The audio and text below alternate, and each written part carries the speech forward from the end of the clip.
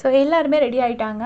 அமித்க்கு வந்து கர்ணன் ரோல் கொடுத்துருக்காங்க. அவர் எப்படி பண்ணுவாருன்னு தெரில. ஏன்னா சிவாஜி, பழைய சிவாஜி மூவி பற்றி அவருக்கு என்ன தெரியும், அவர் எப்படி பண்ணுவார் அப்படிங்கிறதெல்லாம் தெரியல. கொஞ்சம் பார்த்து கொடுத்துருக்கலாம். அதாவது லேட்டஸ்ட் ரோல்ஸ் கொடுத்துருந்தா கொஞ்சமாவது அவரை அதை பற்றி கேள்விப்பட்டிருக்க சான்சஸ் இருக்குது. ஸோ அந்த ரோலை கொடுத்துருக்காங்க. அதுக்கப்புறம் வந்துட்டு என்னென்னா, எல்லாரையும் இதுக்கு லிவிங் ஏரியாவுக்கு பிக் பாஸ் கூப்பிடுறாரு. கமருதீன் போயிட்டு வேக்சின்லாம் பண்ணிட்டு வராரு. இதுக்கு முன்னாடி அவர் ஷேவ் பண்ணதுக்கு அவருக்கு அப்ரிசியேஷன் கிடச்சனால இன்றைக்கி வேக்சின்லாம் பண்ணிட்டு வராரு, அந்த ஃபீமேல் கேரக்டர் பண்ணணும்னு. பட் வரும்போது என்னென்னா, அந்த ஒரு நர்ஸ் இல்லையா, ஸோ தலையில் வந்து அந்த கேப் போட மறந்துட்டார். அப்போ வந்துட்டு பிக் பாஸ் வந்து எல்லாம் சொல்லி முடித்த உடனே, என்ன தலையில் உள்ள மண்டை மேலே உள்ள கொண்டே மறந்துட்டிங்களே கமருதீன் அப்படின்னு சொல்லிட்டு சொல்கிறாரு. ஆக்சுவலாக எப்படின்னா, எல்லாரும் அவங்கவுங்க ரோலை எக்ஸ்பிளைன் பண்ணும்போது அவங்க ரோலோட அந்த நெக்லஸை இன்வால்வ் பண்ணி சொல்கிறாங்க. அதாவது நெக்லஸை தேடுறதுக்காக தான் நான் வந்தேங்கிற மாதிரி சொல்லுவாங்க.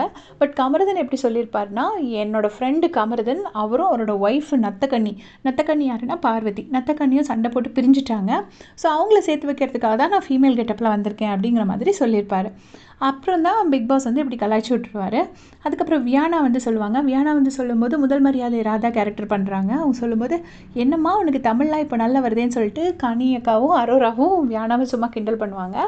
அதுக்கப்புறம் வந்து வியானாவுக்கு வந்து அந்த ஃபாரினர் ரோல் கொடுத்துருக்கலாம், நல்லா பண்ணியிருப்பாங்க. ஏன்னா அவங்களோட தமிழ் ஆக்சென்ட்டுக்கு அது சரிப்பட்டு வந்திருக்கும். அதே மாதிரி கிளாசிக்கல் டான்ஸர் ரோலில் திவ்யாவுக்கு கொடுத்துருக்காங்க. திவ்யா கிளாசிக்கல் டான்ஸர் கிடையாது. திவ்யாவுக்கு பாத்ரூமில் வச்சு சாண்ட்ரா ஸ்டெப்ஸ்லாம் சொல்லி கொடுத்துருப்பாங்க இதுக்குள்ளே வரதுக்கு முன்னாடி. திவ்யா வந்து எவ்வளோ அழகாக இருக்காங்கன்னு சொல்லவே முடியல. அவ்வளோ ப்ரிட்டியாக இருக்காங்க இந்த காஸ்டியூமில். அது வந்துட்டு அந்த ரோலை வந்து சாண்ட்ராவுக்கு கொடுத்துருந்தா இன்னும் பெட்டராக பண்ணியிருப்பாங்க அப்படின்னு எனக்கு தோணுச்சு. அதை வந்து திவ்யாவுக்கு கொடுத்துருக்காங்க. அவங்க என்ன சொல்கிறாங்கன்னா, தர்பீஸ் மகாராஜா இங்கேருந்து போகிறப்போ எனக்கு ஒரு நெக்லஸ் கொடுத்துட்டு போகிறாரு, ஸோ அதை நான் நாட்டியம் ஆடிட்டே பாதுகாப்பேன் அப்படின்னு சொல்லிட்டு அவங்க சொல்கிறாங்க. சபரி வராரு, வந்துட்டு அசிங்கம் இந்த நாமினேஷன் அசிங்கம், இவங்க அசிங்கம், இங்கே போனால் அசிங்கம் அப்படின்னு சொல்லிட்டு குணா கமல் மாதிரி பண்ணுறாரு. அப்புறம் பார்வதி வராங்க. பார்வதி வந்துட்டு என்ன சொல்கிறாங்கன்னா, அவங்க நத்தக்கண்ணியாக அவங்க ஹஸ்பண்ட் வந்து பட்டணத்துக்கு வந்த உடனே ஏதோ ஒரு பொண்ணை பார்த்து ஒரு பொண்ணு பின்னாடி சுற்றி அந்த நெக்லஸ் அவகிட்ட கொடுத்துட்டாரு அப்படின்னு சொல்லி அழுறாங்க. உடனே சபரி வந்துட்டு டக்குன்னு ஒரு பொண்ணு பின்னாடி இல்லை, ஒவ்வொரு பொண்ணு பின்னாடியாக சுற்றினா அப்படின்னு சொல்லிட்டு, ஆக்சுவலாக அரோராவோட பேர் கிடக்கூடாதுங்கிறதுக்காக சபரி அதை சொல்கிறாரு. At the same time Kamarudhan கிட்ட சாரி அப்படின்னு சொல்கிறாரு. சொன்னோடனே அரோராவோட ஃபேஸ் எல்லாம் சேஞ்ச் ஆகுது, கன்னியாக்காவோட ஃபேஸும் சேஞ்ச் ஆகுது. அதுக்கப்புறம் பார்வதி சொல்கிறாங்க, ஆமாம் இப்படி வாங்கிட்டான், எனக்கு வாங்கி கொடுத்த நெக்லஸை அரோரா வந்து அரோரா இல்லை, எனக்கு வாங்கி கொடுத்த நெக்லஸை அவள் வாங்கிட்டு போயிட்டா அப்படின்னு சொல்லிட்டு சொல்கிறாங்க.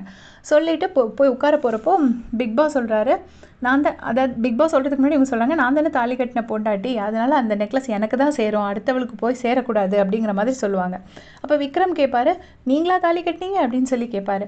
அப்புறம் பிக் பாஸ் வந்துட்டு சொல்லுவார், ஓகே பார்வதி, பட் ஊரா விட்டு சொத்தை உங்கள் சொத்துன்னு சொன்னதே தப்பு அப்படின்னு சொல்லுவாங்க. அது பார்வதிக்கு ரொம்ப ஷேமாக போகும். கடைசி போயிட்டு உட்காந்துட்டு திருப்பி எல்லாரும் சொல்லி முடிச்சதுக்கப்புறமா கடைசி வந்து பிக் பாஸ் ஒரு கிளாரிஃபிகேஷன் அப்படின்னு சொல்லியிருப்பாங்க. சொல்லிவிட்டு அந்த நெக்லஸ் வந்து என் ஹஸ்பண்ட் தான் வந்து தர்பீஸ் மகாராஜாவை கடைசி காலத்தில் பார்த்துக்கிட்டாரு, அதுக்கு பரிசாக தர்பீஸ் மகாராஜா அந்த நெக்லஸை என் ஹஸ்பண்ட் டாக்டருக்கு கொடுத்துருப்பாரு அப்படின்னு சொல்லியிருப்பாங்க. ஸோ அதோட முடியும். இப்போது என்கிட்ட நிறைய பேர் கேட்டிருந்தீங்க,